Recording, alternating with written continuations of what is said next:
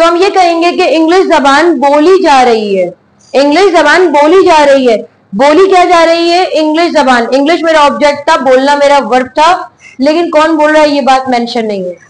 तो इसीलिए हमें समझ आया कि पैसिव्स का सिलसिला ही यूं है कि जब काम करने वाला अपनी जिम्मेदारी कबूल ना करे। हम इनको यूं देख सकते हैं कि जब पैसिव की बात आएगी तो सबसे पहले ऑब्जेक्ट आ जाएगा, ऑब्जेक्ट के बाद इज एम आर ही आएंगे, इज एम आर ही आएंगे, इसके बाद आपके पास बीइंग आएगा। बस प्रोग्रेसिव की एक खास पहचान है पैसिव में कि आपको यहाँ पर बीइंग लगा देना है, क्योंकि अगर बीइंग नहीं होगा तो ये प्रेजेंट सिंपल का पैसिव बन जाएगा, क्योंकि वर्ब की थर्ड फॉर्म पे कोई फर्क नहीं पड़ता है। वर्ब की थर्ड फॉर्म अपनी जगह रहती है, तो फर्क क्रिएट करने के लिए, क्योंकि हमने इससे पहले प्रेजेंट सिंपल के पैसिव देखे थे, इज एम आर के बाद हमने वर्ब की थर्ड फॉर्म लगाई थी, लेकिन यहाँ पर मुझे बीइंग लगाना जरूरी है क्योंकि मैं टेंस तब्दील कर रही हूं ना। बहुत वाज़ेह फर्क है। मैंने कहा आपको पढ़ाया जाता है, आपको पढ़ाया जा रहा है। हमने कहा कि गलियां साफ की जाती हैं, कब की जाती है हमें नहीं पता, कोई एविडेंस नहीं है, पर मैंने कहा अभी गलियां साफ की जा रही हैं। अभी के हिसाब से क्या हो जाएगा कि अभी साफ की जा रही है, तो वो पैसिव में आएगा। आपने कुछ भी नहीं करना है, पहले ऑब्जेक्ट को रखना है, ऑब्जेक्ट के बाद is am are, then being आएगा। वर्ब की थर्ड फॉर्म सेम रहती है, चाहे आप प्रेजेंट हो, पास्ट हो या फ्यूचर हो, एंड देन मेरे पास ऑब्जेक्ट आ जाएगा।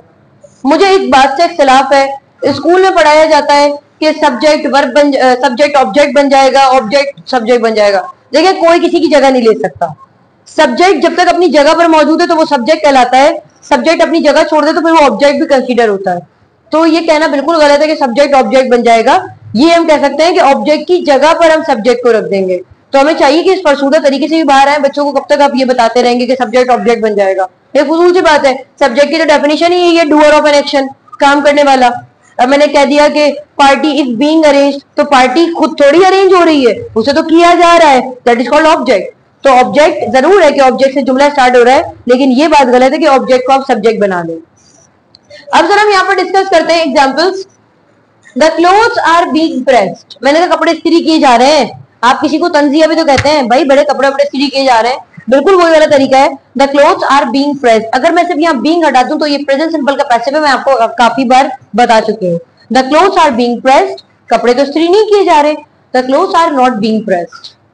The visitors are being welcome, मैंने ये नहीं कहा उनका इस्तकबाल करने वाला कौन है, मैंने कहा भाई जो ये सयाह आ रहे हैं ना, इनका इस्तकबाल किया जा रहा है। The visitors are being welcome नहीं किया जा रहा, the visitors are not being welcome. मैंने यहाँ लास्ट सेंटेंस लिखा है she is catching the thief. मैं चाहूंगी कि आप यहाँ पर वीडियो को रोककर इसको कमेंट सेक्शन में बता दें, अगर नहीं तो मैं बता देती हूँ। She is catching the thief, वो लड़की चोर को पकड़ रही है। अब इसमें हमें वर्ड टू वर्ड नहीं जाना होता कि वो लड़की है तो चोर को कैसे पकड़ लेगी। देखिए चोर को पकड़ना सिर्फ वही नहीं है कि जो आपका सामान लेके भागा उसे वही चोर हो, और पकड़ना सिर्फ यही है कि फिजिकली ही किसी को पकड़ना। आप किसी को पहचान गए हैं, किसी इंसान की चोरी, वो भी कैचिंग में आता है कि वो लड़की भी सब चोर को पकड़ रही है। She is catching the thief, वो सबूत इकट्ठे कर रही है ना, she is catching the thief. तो मैंने कहा चोर को पकड़ा जा रहा है, चोर मेरे पास पहले आ जाएगा। The thief is being caught, catch की थर्ड फॉर्म कॉट आती है। The thief is being caught, चोर को तो नहीं पकड़ा जा रहा, the thief is not being cot.